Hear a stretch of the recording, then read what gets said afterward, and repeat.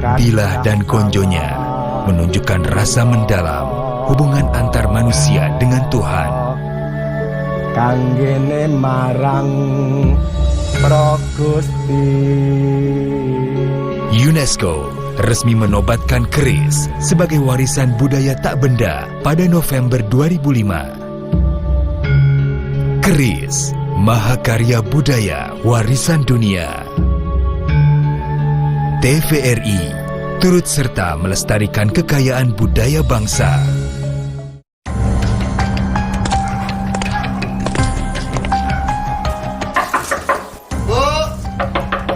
Bu! Ingat, besok pemilu, pilih Bapak ini. Untuk 5 tahun? Sampai jam berapa? Permisi, Bapak. Bapak, ingat, nanti pemilu, pilih Bapak ini. Untuk 5 tahun. Suara saya lebih mahal daripada ini.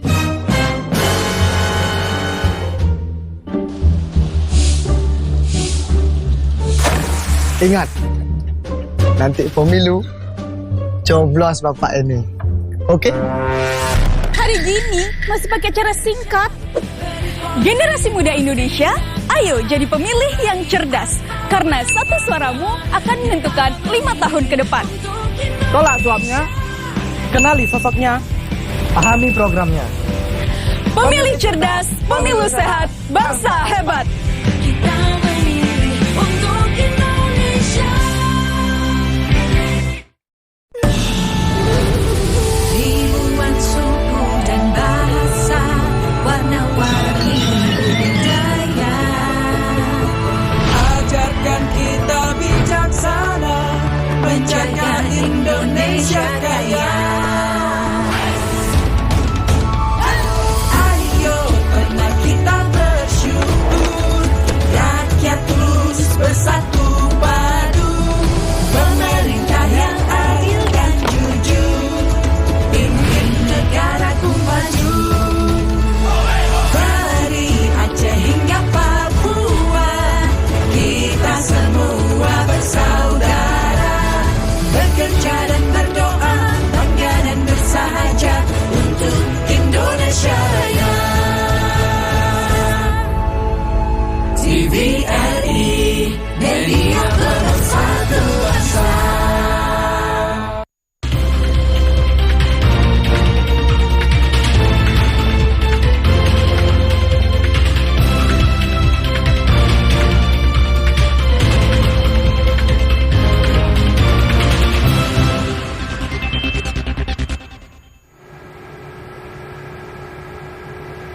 Selamat pagi saudara dimanapun Anda berada, senang sekali Klik Indonesia Pagi kembali hadir menjumpai Anda selama 1 jam ke depan.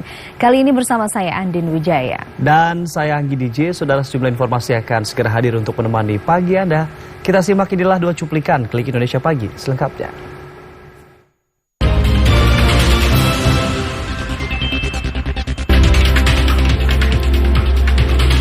Komisi Pemberantasan Korupsi KPK telah menetapkan 3 orang sebagai tersangka dalam kasus dugaan korupsi pengadaan sistem proteksi tenaga kerja Indonesia di Kementerian Tenaga Kerja.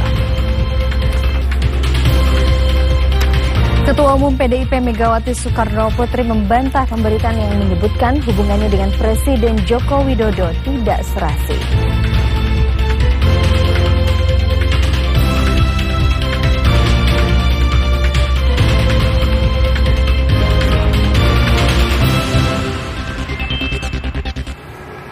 Kita awali informasi pertama saudara. Komisi Pemberantasan Korupsi telah menetapkan 3 orang sebagai tersangka kasus dugaan korupsi di Kementerian Tenaga Kerja terkait pengadaan Sistem Proteksi Tenaga Kerja Indonesia atau TKI.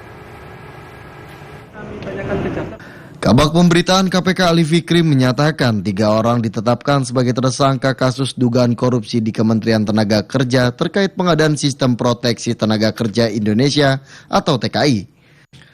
Ali Fikri menyebut sistem itu digunakan untuk pengolahan data proteksi TKI sehingga dapat dilakukan pengawasan atau pengandalian. Kasus dugaan korupsi di Kemenaker itu menimbulkan kerugian uang negara, namun KPK belum menjelaskan jumlah kerugian negara dalam kasus tersebut. Ali Fikri juga tidak mengungkapkan identitas para tersangka dan peranannya dalam kasus ini. Ia mengatakan penjelasan lengkap akan disampaikan lewat konferensi pers mendatang. KPK sebelumnya telah menggeledah salah satu ruangan di Kemenaker pada Jumat 18 Agustus 2023. KPK juga bertemu dengan Sekretaris Badan Perencanaan dan Pengembangan Kemenaker, Inyoman Dermanta saat penggeledahan. Penggeledahan tersebut berlangsung mulai dari Jumat siang menuju sore hari secara singkat. Penggeledahan terkait dengan direktorat yang berhubungan dengan pekerjaan migran Indonesia. Komisi Pemberantasan Korupsi KPK kembali menetapkan mantan Direktur Utama Badan Usaha Milik Negara PT Amarta Karya, Catur Prabowo sebagai tersangka. Kali ini Catur ditetapkan sebagai tersangka tindak pidana pencucian uang di PT Amarta Karya. Kepala Bagian Pemberitaan KPK Ali Fikri menyatakan mantan Dirut PT Amarta Karya Catur Prabowo ditetapkan sebagai tersangka pencucian uang hasil pengembangan perkara dugaan korupsi pengadaan fiktif di PT Amarta Karya.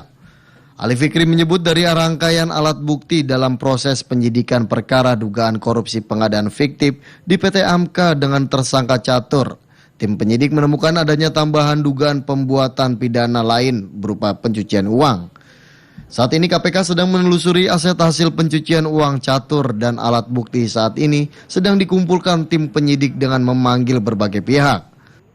Kami juga kemudian tingkatkan pada penyidikan dugaan TPPU, tindak pidana pencucian uang.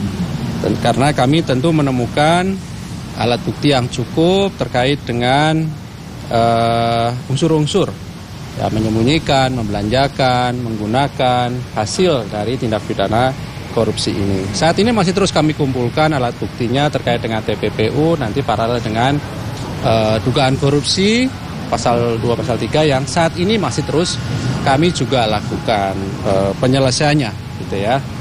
Sebelumnya KPK telah menetapkan mantan Dirut PT Amarta Karya Catur Prabowo dan ex-direktur keuangannya Trisna Sutisna sebagai tersangka kasus dugaan korupsi proyek pengadaan subkontraktor fiktif di PT Amarta Karya tahun 2018 sampai 2020.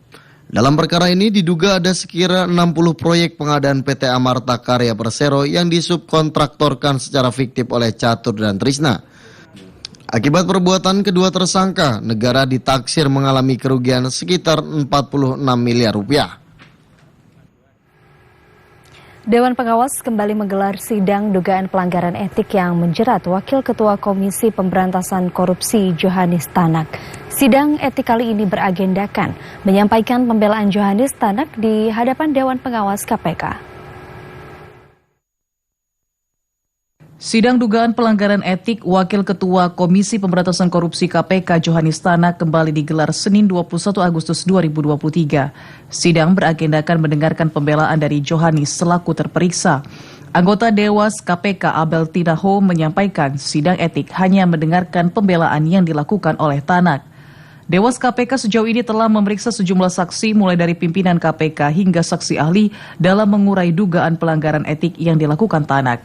Albertina belum merinci perkembangan temuan yang telah didapatkan Dewas KPK sejauh ini. Ia menyatakan pihaknya akan membuka hasil pemeriksaan Dewas KPK secara utuh pada sidang putusan nanti.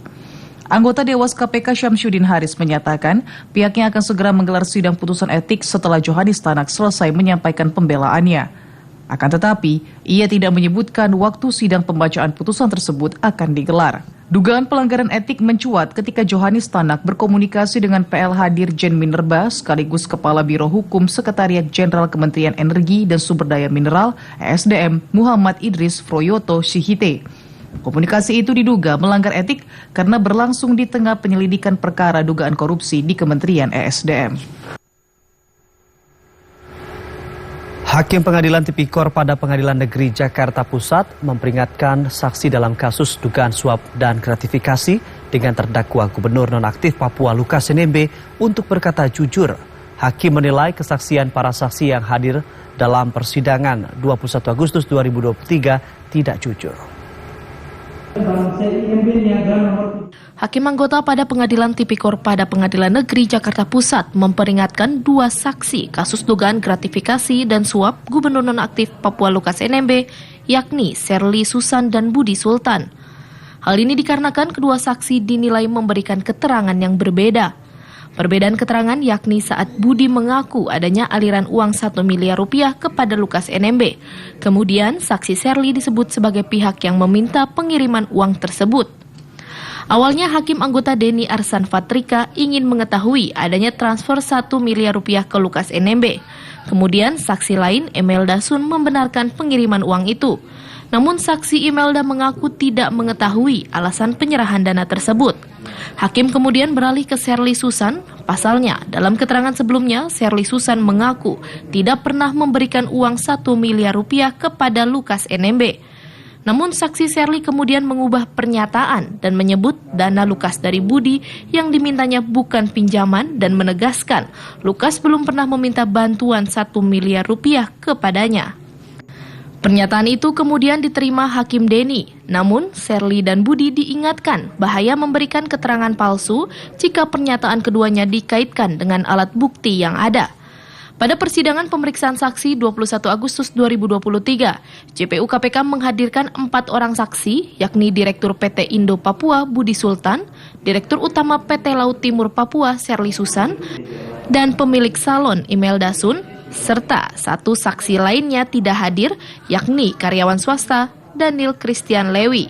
Ketiga saksi tersebut dimintai keterangan dalam perkara suap dan gratifikasi senilai 46,8 miliar rupiah yang menjerat Gubernur Nonaktif Papua Lukas NMB.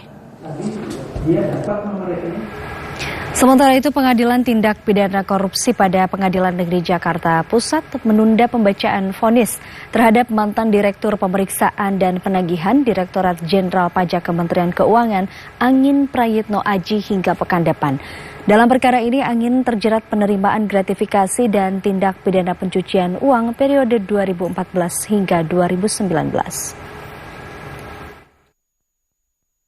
Kepala Bagian Pemberitaan KPK Ali Fikri menyatakan, sidang pembacaan putusan kasus dugaan penerimaan gratifikasi dan tindak pidana pencucian uang dengan terdakwa mantan pejabat Ditjen Pajak Angin Prayitno Aji ditunda selama 1 pekan. Ali Fikri mengatakan sidang ditunda karena Majelis Hakim Pengadilan Tipikor pada PN Jakarta Pusat yang dipimpin oleh Fazal Henry masih membutuhkan waktu untuk menggelar sidang pembacaan putusan tersebut. Ali Fikri juga tidak memerinci alasan pasti hakim menunda persidangan. Namun Ali memastikan bahwa Jaksa Penuntut Umum pada KPK telah siap terhadap putusan hakim untuk terdakwa Angin Prayitno Aji. Sebelumnya JPU pada KPK meminta hakim memberikan vonis 9 tahun penjara dan denda 1 miliar rupiah subsidi kurungan pengganti 6 bulan kepada Angin Prayitno. Uang denda itu wajib dibayar dalam waktu sebulan setelah vonis berkekuatan hukum tetap. Jika tidak, pemenjaraan Angin Prayitno bakal ditambah sesuai putusan hakim. Dalam kasus ini, jaksa menilai bukti dalam persidangan telah menerangkan bahwa Angin menerima gratifikasi sebesar 29,5 miliar rupiah. Angin Prayitno juga dinilai telah melakukan pencucian uang dengan total 44,1 miliar rupiah. Jaksa juga meminta hakim memberikan pidana pengganti ke Angin sebesar 29,5 miliar rupiah. Hukuman itu wajib dibayar dalam waktu sebulan setelah vonis berkekuatan hukum tetap. Komisi Pemberantasan Korupsi KPK melakukan penjadwalan ulang untuk pemeriksaan terhadap 2 saksi kasus dugaan penerimaan gratifikasi dan tindak pidana pencucian uang yang menjerat mantan Kepala Bea Cukai Makassar, Andi Pramono. Komisi Pemberantasan Korupsi masih mendalami kasus dugaan penerimaan gratifikasi dan tindak pidana pencucian uang atau TPPU di Direktorat Jenderal Bea Cukai Kementerian Keuangan yang menjerat mantan Kepala Bea Cukai Makassar, Andi Pramono. Penyidik menjadwalkan pemanggilan 2 saksi dari pihak swasta, yakni Hashim dan Roni Faslah, di Gedung Merah Putih KPK Jakarta Selatan pada Jumat 18 Agustus 2023 lalu. Namun pemeriksaan tersebut batal dilakukan karena kedua saksi berhalangan hadir. Kepala Bagian Pemberitaan KPK, Ali Fikri, menyatakan kedua saksi meminta penjadwalan ulang pemeriksaannya. KPK kini tengah melakukan penjadwalan ulang terhadap kedua saksi tersebut. Sebelumnya, KPK telah menahan mantan Kepala Bea Cukai Makassar, Andi Pramono, sebagai tersangka kasus dugaan penerimaan gratifikasi dan tindak pidana pencucian uang. Hingga kini, Andi Pramono diduga menerima gratifikasi senilai 28 miliar rupiah. Tim penyidik KPK masih terus melakukan penelusuran lebih lanjut. Menteri Politik Hukum dan Keamanan Mahfud MD menyatakan proses kasus pencucian uang 349 triliun rupiah berjalan. Menko Polhukam menegaskan Satgas Tindak Pidana Pencucian Uang tidak diam dan terus bekerja. Menko Polhukam Mahfud MD menegaskan proses kasus pencucian uang 349 triliun rupiah terus berjalan. Menko Polhukam mengatakan Satgas TPPU telah melakukan banyak kemajuan, terutama dalam kasus 189 triliun rupiah. Menko Polhukam menekankan ada 300 surat di dalam kasus TPPU 349 triliun rupiah. Menko Polhukam mengatakan Satgas TPPU telah banyak kemajuan yang telah dicapai terkait kasus importasi emas atau kasus 189 triliun rupiah. Dalam kasus tersebut ditemukan indikasi pelanggaran atau dugaan tindak pidana berupa adanya perbedaan jumlah ekspor emas yang dilakukan dengan jumlah bahan baku yang diperoleh melalui importasi pada periode 2017-2019. Atas dugaan ini, tim Satgas dan tim ahli telah memberikan berbagai masukan dan rekomendasi serta langkah-langkah tambahan untuk lebih memperjelas dugaan tindak pidana yang terjadi. Sudah ditemukan beberapa hal yang diselidiki, bukan hanya kepabeanan, ternyata juga menyangkut perpajakan dari kasus itu. Ini semua sedang berjalan, tidak ada yang hilang dan tidak boleh hilang. Pada saatnya harus clear kepada masyarakat. Ini posisi kasusnya. Tim penyidik Bea Cukai masih terus melakukan pendalaman dengan melakukan pemanggilan kepada berbagai pihak termasuk berkoordinasi serta bekerja sama dengan otoritas terkait seperti PPATK untuk mendalami transaksi keuangan, Bapepti untuk mendalami aktivitas perdagangan emas, Direktorat Jenderal Pajak untuk mendalami aktivitas usaha yang dijalankan. Tim Bea Cukai juga telah meminta data kepabeanan kepada Singapore Customs Authority. Menteri Komunikasi dan Informatika Budi Aris Setiadi menyebut ada oknum bank yang sengaja menjual data pribadi nasabah. Pemerintah telah menindak dengan memberi sanksi denda terhadap bank tersebut. Aktivitas keuangan digital. Menkominfo Budi Aris Setiadi mengungkapkan ada beberapa bank di Indonesia yang membocorkan data pribadi nasabah untuk dijual. Hal itu disampaikan Menkominfo Budi Ari dalam forum diskusi Merdeka Barat yang membahas soal melawan kejahatan keuangan berbasis digital. Menkominfo Budi Ari Setiadi menegaskan pembocoran data nasabah bank adalah tindakan ilegal. Namun Menkominfo enggan menyebutkan nama bank tersebut. Menkominfo mengingatkan bahwa data pribadi adalah hal yang berharga karena itu harus dijaga keamanannya. Di era digital saat ini, data telah menjadi komoditas yang mahal, apalagi ketika artificial intelligence atau kecerdasan buatan semakin berkembang dan canggih di masa depan. Jual beli data pribadi merupakan pelanggaran hukum dan tindakan penyalahgunaan. Pemerintah sudah memiliki sejumlah regulasi, diantaranya Undang-Undang Perlindungan Data Pribadi dan Undang-Undang Informasi dan Transaksi Elektronik. Jual beli data atau akses data pribadi secara tidak sah dapat dijatuhi pidana penjara 8 bulan hingga 9 tahun atau denda maksimal 3 miliar rupiah. Kerahasiaan data nasabah juga diatur dalam Undang-Undang Perbankan bahwa rahasia bank adalah segala sesuatu yang berhubungan dengan keterangan nasabah, penyimpanan, dan simpanannya. Sejumlah informasi lainnya akan kami hadirkan usai jeda berikut ini. Tetaplah bersama Klik Indonesia Pagi, TVRI.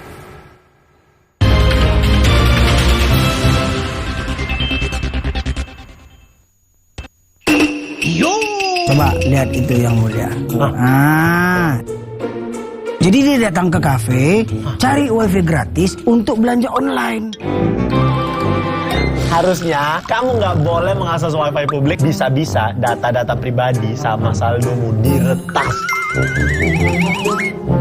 Jangan sampai gara-gara pengen dapat wifi gratis malah berujung miris. Jadi tetap waspada biar nggak kebocoran data.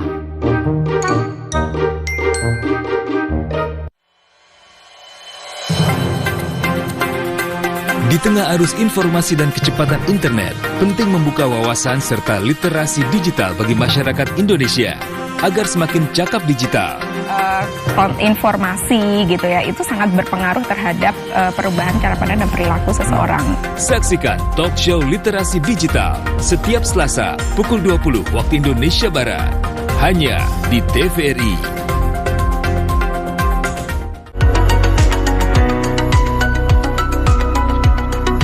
Membahas seragam topik menarik tentang dunia kesehatan bersama Dr. Lula Kamal, Dr. Dika, dan bintang tamu kompeten. Untuk menunjang kesehatan janin dalam kandungan. Kan bahwa denyut nadinya malah lebih turun. Kalau usia kehamilan ibunya lebih tinggi. Halo dokter, Senin sampai Jumat, pukul 9.30 waktu Indonesia Barat.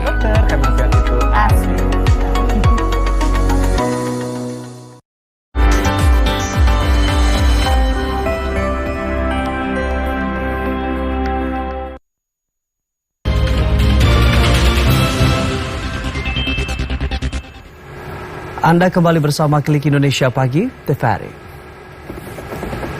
Kita lanjutkan ke informasi berikutnya, Saudara. Pada kunjungan kerja ke Kenya, Presiden Joko Widodo mendorong agar kemitraan antara negara-negara berkembang terus diperkuat menjadi lebih kokoh. Presiden Joko Widodo mendorong agar kemitraan antara negara-negara berkembang terus diperkuat menjadi lebih kokoh. Presiden Joko Widodo menjelaskan dalam kondisi ketidakpastian global sudah saatnya memperkokoh kembali semangat Bandung antara negara The Global South atau negara selatan global. Presiden Jokowi menilai saat ini sudah saatnya suara dan juga kepentingan dari negara-negara berkembang harus didengarkan oleh dunia. Dalam kondisi ketidakpastian global saat ini sudah saatnya kita memperkokoh kembali spirit Bandung antara negara The Global South. Sudah saatnya dunia mendengarkan suara dan kepentingan negara-negara berkembang termasuk hak untuk melakukan lompatan pembangunan. Dalam pertemuan dengan Presiden Republik Kenya William Ruto, Presiden Joko Widodo menekankan semangat Bandung merupakan semangat yang dibawa dalam kunjungannya ke Kenya untuk memperkokoh kerjasama antar negara selatan global. Pada pertemuan bilateral dengan Presiden Republik Kenya William Ruto, Presiden Joko Widodo sepakat untuk memperkuat kerjasama antar negara dengan Kenya. Terlebih Indonesia memiliki kedekatan sejarah dengan Kenya sejak Konferensi Asia Afrika. Indonesia dan Kenya. Presiden Joko Widodo menyampaikan bahwa Indonesia dengan Kenya memiliki kedekatan sejarah sejak Konferensi Asia Afrika dan gerakan non-blok. Oleh sebab itu, pada kunjungan ke Kenya, Presiden Joko Widodo membawa semangat Bandung untuk memperkuat kerjasama antar negara selatan global. Presiden Joko Widodo mengatakan Indonesia berkomitmen memperkuat hubungan dengan Kenya melalui politik luar negeri Indonesia yang memberikan perhatian khusus terhadap kawasan Afrika dalam 9 tahun terakhir. Indonesia dan Kenya memiliki kedekatan historis sejak Konferensi Asia Afrika tahun 1955. Dan gerakan non-blok tahun 1961. Kenya adalah sahabat penting Indonesia dan Indonesia juga terus berkomitmen untuk memperkuat kerjasama dengan Kenya. Hubungan diplomatik Indonesia-Kenya mulai terjalin sejak tahun 1979. Hubungan kedua negara semakin erat dengan dibukanya perwakilan kedua negara. KBRI Nairobi tahun 1982 dan Kedutaan Besar Kenya di Indonesia tahun 2022. Sementara itu, Presiden Joko Widodo mendorong investasi antara PT Pertamina dengan Geothermal Development Company dan Guma Group senilai 1,5 miliar dolar Amerika atau hampir 23 triliun rupiah segera terrealisasi. Kepala negara menginginkan Indonesia meningkatkan investasi di Kenya, khususnya di sektor energi. Presiden Joko Widodo dan Presiden Kenya William Ruto membahas sejumlah komitmen kerjasama antar negara, salah satunya rencana investasi Indonesia di sektor energi. Dalam konferensi pers bersama, Presiden Joko Widodo mendorong rencana investasi Pertamina di sektor panas bumi Kenya senilai 1,5 miliar dolar Amerika atau senilai hampir 23 triliun rupiah dapat terrealisasi. Kepala negara berharap investasi Pertamina dengan Geothermal Development Company dengan Guma Group dapat segera diperluas di bidang energi baru terbarukan atau EBT. Indonesia ingin meningkatkan investasi di Kenya, terutama di sektor energi.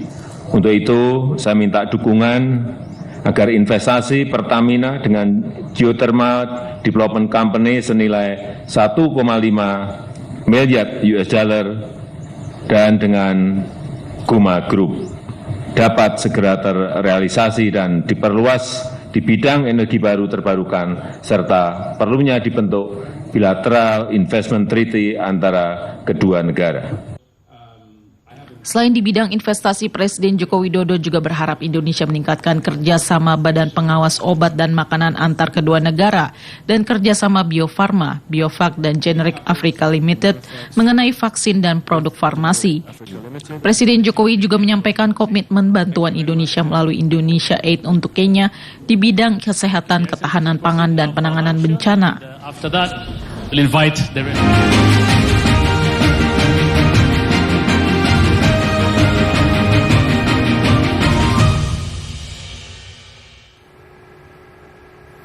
Presiden Joko Widodo mengajak seluruh negara anggota Perhimpunan Bangsa-Bangsa Asia Tenggara ASEAN untuk berkolaborasi dalam mengatasi kejahatan transnasional atau kejahatan lintas negara. Negara-negara ASEAN dinilai perlu memanfaatkan teknologi serta meningkatkan kapasitas dan profesionalitas aparat. Pertemuan ke-17 tingkat Menteri ASEAN. Presiden Joko Widodo menyatakan negara-negara di kawasan ASEAN harus siap menghadapi tantangan zaman, terutama kejahatan transnasional atau lintas batas yang menjadi ancaman serius bagi keamanan dan stabilitas kawasan. Hal itu disampaikan Presiden Joko Widodo melalui tayangan video dalam pembukaan pertemuan tingkat Menteri ASEAN tentang kejahatan transnasional atau AMMTC ke-17 di Labuan Bajo, Nusa Tenggara Timur. Presiden Joko Widodo menjelaskan, di tengah kemajuan teknologi saat ini, kejahatan lintas negara semakin masif dengan cara-cara yang semakin kompleks. Karena itu penanganan terhadap kejahatan tersebut harus semakin adaptif, terutama terkait tindak pidana terorisme, tindak pidana perdagangan manusia, dan perdagangan gelap narkotika.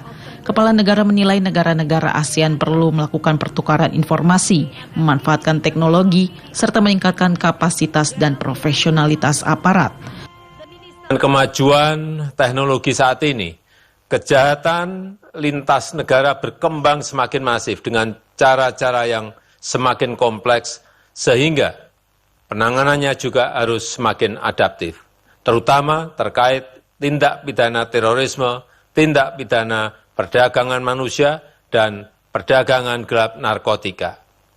Kita perlu membangun kolaborasi berkelanjutan, melakukan pertukaran informasi, memanfaatkan teknologi, serta meningkatkan kapasitas dan profesionalitas aparat. Saya berharap dalam pertemuan ini dapat dirumuskan agenda kerjasama yang responsif, yang berisi langkah-langkah strategis, sehingga dapat menjaga kawasan ASEAN yang aman, yang damai, dan sejahtera. Presiden Joko Widodo berharap pertemuan AMMTC ke-17 dapat menghasilkan rumusan kerjasama untuk mengatasi kejahatan lintas negara. Sementara itu, penyelenggaraan ASEAN Ministerial Meeting on Transnational Crime di Labuan Bajo, Manggarai Barat, Nusa Tenggara Timur membawa dampak positif secara ekonomi bagi masyarakat lokal. Keketuaan Indonesia di ASEAN Ministerial Meeting on Transnational Crime atau Pertemuan Tingkat Menteri se-ASEAN khusus membahas kejahatan transnasional AMMTC ke-17 di Labuan Bajo telah membawa dampak positif bagi masyarakat lokal, terutama pada pertumbuhan ekonomi masyarakat pelaku UMKM. Pendapatan ekonomi UMKM lokal meningkat selama penyelenggaraan AMMTC ke-17 di Labuan Bajo. Masyarakat lokal berharap pemerintah Indonesia terus konsisten menjadikan Labuan Bajo sebagai lokasi pertemuan internasional maupun kegiatan besar pemerintah lainnya, sehingga dapat mendukung pertumbuhan UMKM dan pariwisata berkelanjutan.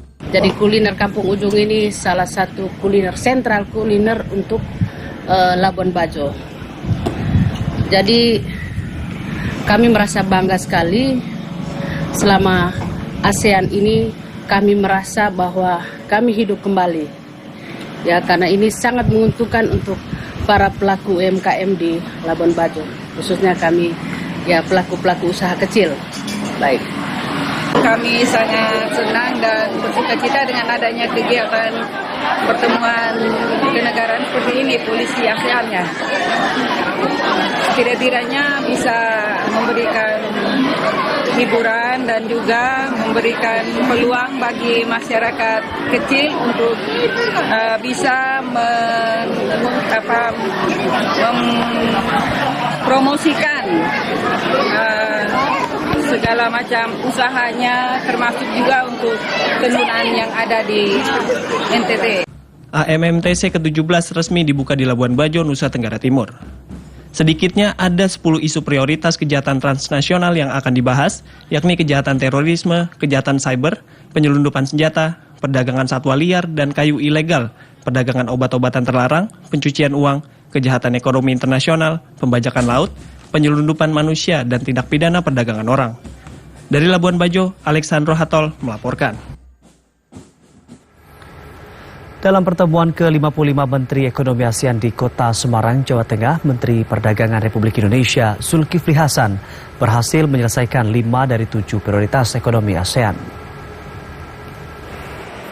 Pertemuan Menteri Ekonomi ASEAN ke-55 berhasil menyelesaikan 5 dari 7 prioritas ekonomi.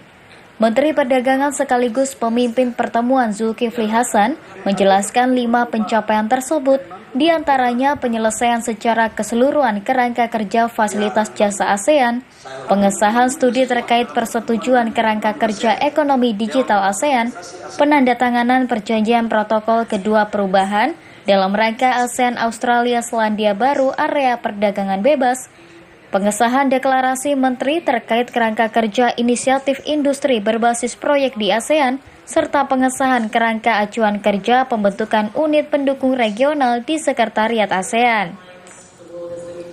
Sementara itu, 2 capaian prioritas ekonomi ASEAN lainnya ditargetkan selesai pada akhir 2023. Capaian tersebut yakni implementasi secara penuh surat keterangan asal elektronik melalui ASEAN Single Window, dan finalisasi peta jalan harmonisasi standar untuk mendukung implementasi dari pembangunan berkelanjutan. Yang kelima, pertemuan ini dihadiri para Menteri Ekonomi ASEAN kecuali Myanmar, Menteri Perdagangan dan Industri Timor Leste Filipus Nino Pereira, serta Sekretaris Jenderal ASEAN Dr. Kau Kim Horn. Tak hanya menyinggung soal agenda pertemuan Menteri Ekonomi, Zulkifli Hasan juga mengungkapkan bahwa ASEAN harus menjadi pusat pertumbuhan ekonomi yang berkelanjutan dan melanjutkan pembangunan arsitektur kawasan yang inklusif. Selain itu juga ASEAN harus semakin kuat agar dapat menjawab berbagai tantangan ke depan, memperkuat kesatuan dan sentralitas ASEAN. Anggria Fauzan, TVRI, Jawa Tengah. Menteri Perdagangan Zulkifli Hasan ketertarikannya mengunjungi Vietnam dengan mengajak para pelaku usaha Indonesia. Hal ini diungkapkan Mendak saat pertemuan bilateral dengan Menperindak Vietnam Nguyen Hong Dien di sela pertemuan ke-55 para menteri bidang ekonomi ASEAN di Semarang, Jawa Tengah. Menteri Perdagangan Zulkifli Hasan menyatakan ketertarikannya mengunjungi Vietnam dengan mengajak para pelaku usaha di Indonesia, khususnya di bidang agrikultur, perikanan, dan industri kendaraan listrik untuk menjajaki kerjasama bisnis dengan pelaku usaha Vietnam. Sementara itu, Menperindak Vietnam Nguyen Hong Dien menyampaikan Vietnam siap bekerja sama dengan Indonesia dan berharap reaktivasi forum bilateral dapat mengurangi hambatan perdagangan. Selain itu, Vietnam akan membawa pelaku usaha saat forum bisnis di sela-sela konferensi tingkat tinggi ASEAN pada September mendatang. Vietnam juga menyatakan ketertarikannya untuk bertemu dengan eksportir komoditas jagung dan minyak sawit mentah Indonesia. Menanggapi hal itu, Zulkifli Hasan mengatakan siap untuk mempertemukan dengan produsen CPO terbesar di Indonesia. Total perdagangan Indonesia dan Vietnam pada Januari hingga Juni 2023 tercatat sebesar 6,22 miliar US dollar. Sedangkan pada 2022, total perdagangan kedua negara mencapai 13,31 miliar US dollar atau meningkat dibandingkan tahun 2021 yang sebesar 11,6 miliar US dollar.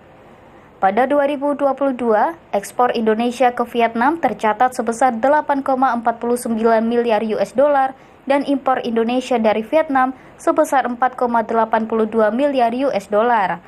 Dengan demikian, Indonesia surplus neraca perdagangan sebesar 3,67 miliar US dollar. Anggria Fauzan, TVRI, Jawa Tengah.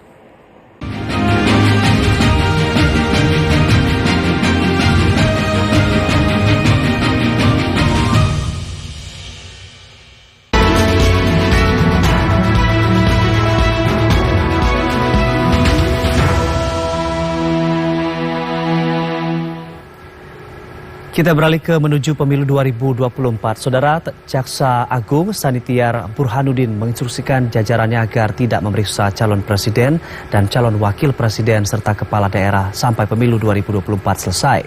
Jaksa Agung juga meminta jajaran mengantisipasi indikasi pelaporan terselubung yang bersifat black campaign atau kampanye hitam yang dapat menghambat proses pemilu. Jaksa Agung Sanitiar Burhanuddin memerintahkan jajaran Jaksa Agung Muda bidang intelijen dan tindak pidana khusus untuk menunda proses pemeriksaan tahap penyelidikan maupun penyidikan terhadap calon presiden Capres dan calon wakil presiden Cawapres. Penundaan pemeriksaan juga berlaku untuk calon anggota legislatif dan calon kepala daerah sejak ditetapkan dalam pencalonan sampai selesainya rangkaian proses dan tahapan pemilu 2024. Hal itu disampaikan Jaksa Agung Sanitiar Burhanuddin dalam memorandum menyambut pelaksanaan pemilu 2024. Jaksa Agung juga memerintahkan jajarannya untuk mengantisipasi adanya indikasi pelaporan terselubung bersifat black campaign atau kampanye hitam yang dapat menghambat pemilu sesuai prinsip dan ketentuan perundang-undangan. Meski diminta untuk menunda proses hukum, Jaksa Agung tetap memberi arahan khusus kepada jajaran intelijen untuk melaksanakan pemetaan potensi ancaman, gangguan, hambatan, dan tantangan atau AGHT dalam proses pemilihan umum sebagai bentuk deteksi dan pencegahan dini. Menteri Koordinator Bidang Politik, Hukum, dan Keamanan Mahfud MD menanggapi memorandum terbaru Jaksa Agung Sanitiar Burhanuddin. Menko Polhukam menilai instruksi Jaksa Agung itu untuk menghindari kriminalisasi terhadap kandidat. Sampai dengan November. Menko Polhukam Mahfud MD menanggapi instruksi atau memorandum terbaru Jaksa Agung Sanitiar Burhanuddin yang meminta pemeriksaan terhadap Capres, Cawapres, Caleg, hingga calon kepala daerah Jakada ditunda hingga pemilu 2024 selesai. Menko Polhukam Mahfud MD mengatakan tidak ada yang janggal dengan memorandum tersebut lantaran pada pemilu sebelumnya juga sudah dilakukan hal yang sama. Menko Polhukam menyatakan langkah ini diambil untuk menghindari kriminalisasi terhadap kandidat. Karena seringkali kalau ada pemilu, itu para calon sering dikriminalisasi dengan laporan-laporan yang kemudian sering tidak terbukti. Sehingga dia sudah terlanjur jatuh namanya dan tidak terpilih, bahkan tidak berani mendaftar juga. Nah sekarang Kejaksaan Agung kembali mengumumkan kebijakannya untuk pencalonan dalam kaitan dengan pemilu, kasus-kasus korupsi supaya ditunda dulu sampai pemilu selesai. Menko Polhukam Mahfud MD menjelaskan penundaan penyelidikan dan penyidikan bisa dilakukan untuk kasus-kasus yang baru dilaporkan selama periode pemilu setahun ke depan. Adapun kasus yang sedang berjalan tetap dilakukan penyelidikan dan penyidikan oleh Kejaksaan Agung. Menko Polhukam menekankan memorandum Jaksa Agung bersifat penundaan sehingga setelah pemilu, Kejagung akan melakukan penyelidikan terhadap kasus yang dilaporkan masyarakat. Komisi Pemilihan Umum KPU akan melibatkan Badan Pengawas Pemilu Bawaslu dalam revisi aturan terkait kampanye. Revisi itu diberlakukan karena Mahkamah Konstitusi mengizinkan peserta pemilu berkampanye di fasilitas pemerintah serta pendidikan dengan sejumlah syarat. Komisioner KPU Idam Holik menyatakan KPU RI akan melibatkan Bawaslu dalam merevisi aturan terkait kampanye. Peraturan yang akan direvisi adalah Peraturan KPU Nomor 15 Tahun 2023 tentang kampanye pemilu. KPU masih menyadur ketentuan kampanye di dalam pasal 280 Undang-Undang Nomor 7 Tahun 2017 tentang Pemilu yang melarang kampanye di fasilitas pemerintah dan pendidikan tanpa syarat. Sedangkan Mahkamah Konstitusi telah merevisi pasal tersebut dalam putusannya. MK mengizinkan peserta pemilu berkampanye di fasilitas pemerintah dan pendidikan, yakni sekolah dan kampus dengan sejumlah syarat. Komisioner KPU Idam Holik belum bisa memberi kepastian waktu soal rencana revisi tersebut. Adapun setelah draft revisi selesai, KPU akan berkonsultasi dengan DPR RI dan pemerintah sebelum mengundangkan revisinya.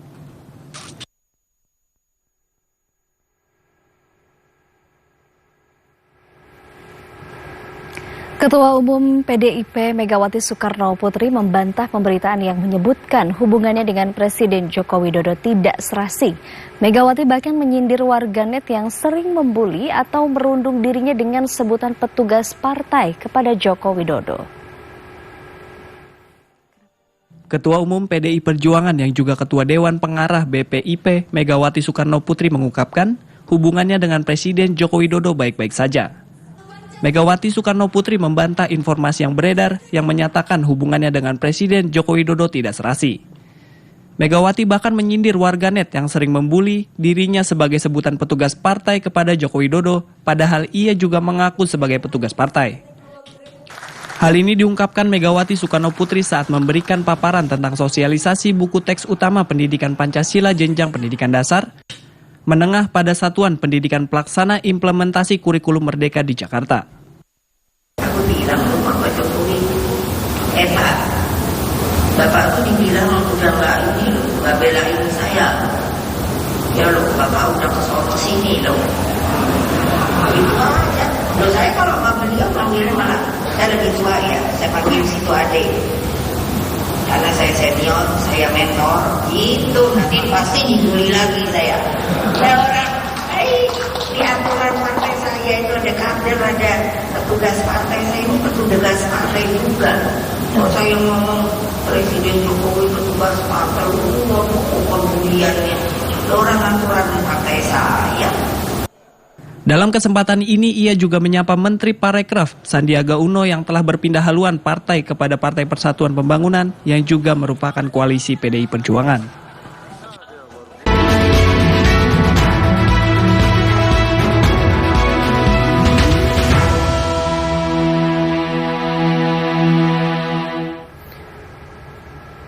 Kita beralih ke sorotan lain. Saudara Menko Polhukam Mahfud MD menyatakan polisi tidak perlu mempersoalkan konstitusi benar atau salah.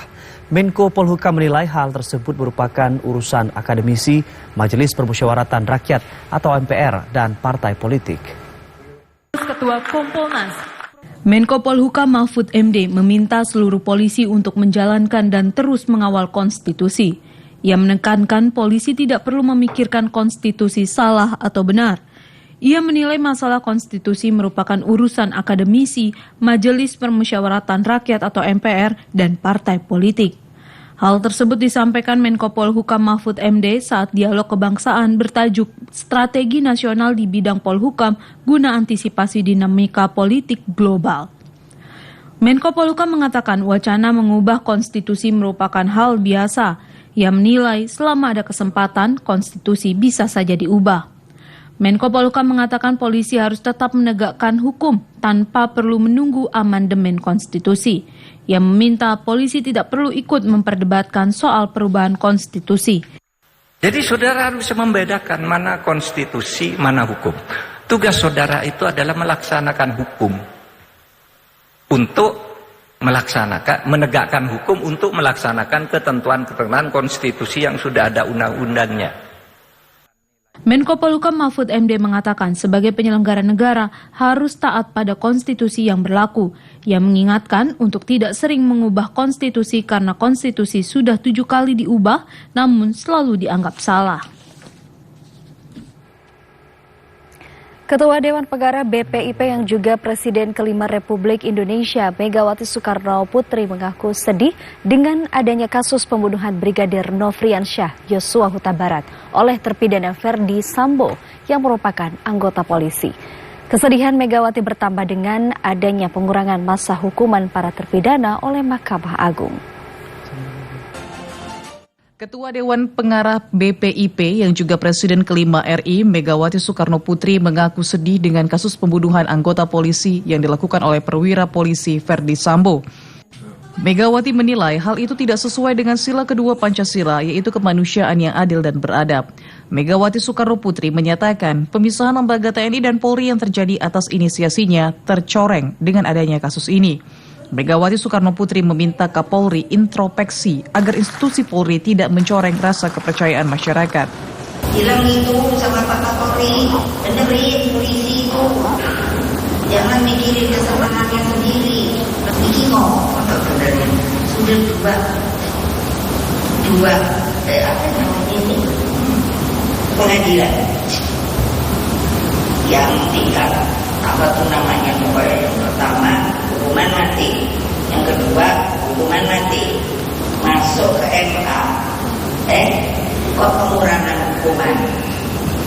Megawati Soekarno Putri juga mengungkapkan kesedihannya semakin mendalam dengan adanya pengurangan masa hukuman Verdi Sambo CS oleh Mahkamah Agung, padahal 2 putusan pengadilan tingkat pertama dikuatkan oleh putusan banding.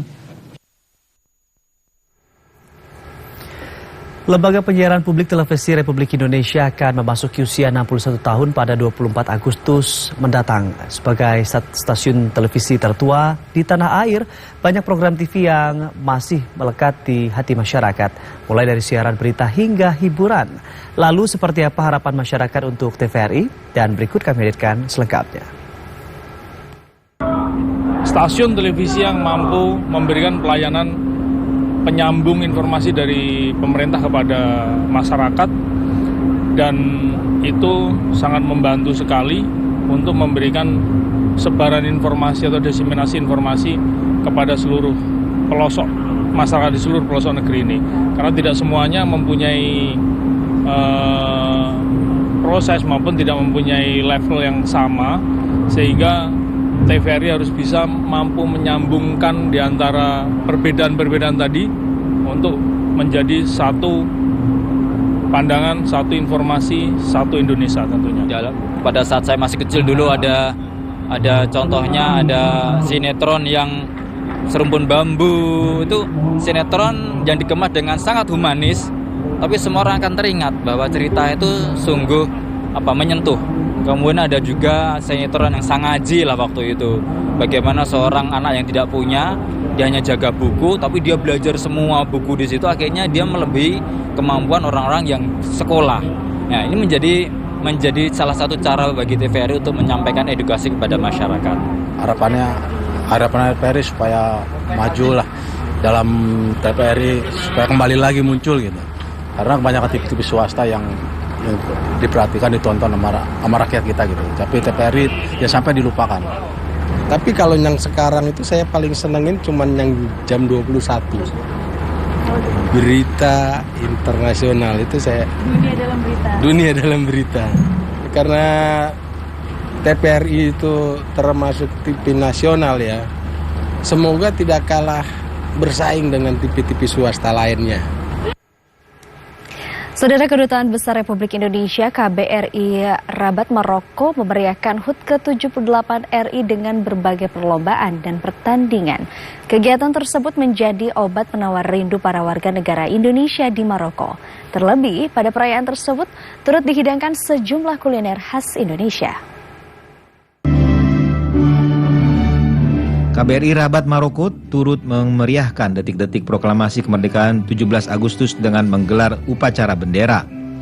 Upacara diselenggarakan di halaman kantor KBRI dengan Duta Besar RI untuk Kerajaan Maroko merangkap Republik Islam Mauritania, Hasrul Aswar, sebagai inspektur upacara.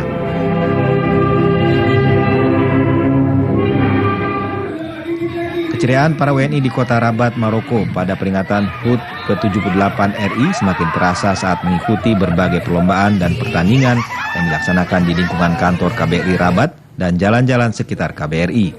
Perlombaan dan pertandingan pada perayaan HUT RI memang menjadi salah satu momen berkumpulnya para WNI di Maroko, khususnya yang berdomisili di kota Rabat. Selain sebagai ajang silaturahmi antar WNI, acara tersebut juga menjadi obat penawar rindu pada tanah air, terlebih dengan dihidangkannya sejumlah kuliner khas Indonesia.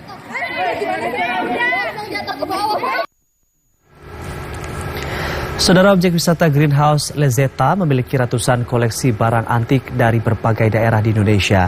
Barang antik tersebut dikumpulkan dari berbagai daerah di Indonesia, bahkan juga dari luar negeri yang saat ini masih terawat dengan baik. Salah satu objek wisata yang terletak di Jalan Bukit Tinggi Payakumbuh, kawasan Koto Ilalang, Kabupaten Agam, memiliki salah satu museum dengan berbagai koleksi barang antik, bahkan ada beberapa barang antik tersebut yang berumur lebih dari 100 tahun. Beberapa barang antik dikoleksi oleh pemilik objek wisata dari berbagai daerah di Indonesia, bahkan hingga dari luar negara seperti Malaysia dan Inggris. Hebatnya semua koleksi barang antik tersebut masih terawat dan bahkan beberapa masih berfungsi. Seperti televisi tabung hitam putih keluaran tahun 1953 dan radio lawas yang diproduksi tahun 1932 zaman Perang Dunia Pertama. Beberapa barang lain seperti baju adat kuno, peralatan masak kuno, alat musik kuno, dan kendaraan kuno, serta mata uang kuno dari zaman kerajaan di Indonesia yang diperkirakan berusia ratusan tahun. Rezi, salah seorang karyawan, menyebutkan objek wisata Museum Rumah Antik tersebut merupakan objek wisata edukasi. Banyak dari pengunjung yang datang dari sekolah yang ada di Kota Bukit Tinggi dan Kabupaten Agam, bahkan beberapa pengunjung ada yang berasal dari luar negeri. Beberapa barang antik atau banyak sekali barang antik di sini, diantaranya itu ada radio tabung yang dibuat di Belgia pada tahun 1937, di mana radio ini masih berfungsi jernih dan digunakan oleh tentara Inggris pada Perang Dunia Pertama. Selanjutnya juga kita juga ada itu TV hitam putih. Juga yang paling recommended menurut saya yaitu ada dulang meninjau yang dibuat pada tahun 1933 gitu. Kalau koleksinya itu dari beberapa daerah, diantaranya itu ada Jogja, ada meninjau, ada dari Jawa juga. Rezi menambahkan barang kuno yang dipajang semuanya asli dan dikumpulkan selama bertahun-tahun oleh pemilik objek wisata. Sebab selain memiliki nilai budaya yang tinggi, juga sebagai edukasi bagi pengunjung yang datang. Ia berharap pemerintah bisa mendukung objek wisata barang antik tersebut. Dari Kabupaten Agam, Jeffrey Wahyudi, TVRI Sumatera Barat. Dan informasi tadi sekaligus menutup perjumpaan kita di Klik Indonesia pagi kali ini. Akhirnya saya Andi Nujaya. Ya, dan saya Anggi DJ beserta kerabat kerja yang bertugas mengucapkan terima kasih atas kebersamaan Anda. Selamat menjalankan aktivitas, selamat pagi dan sampai jumpa.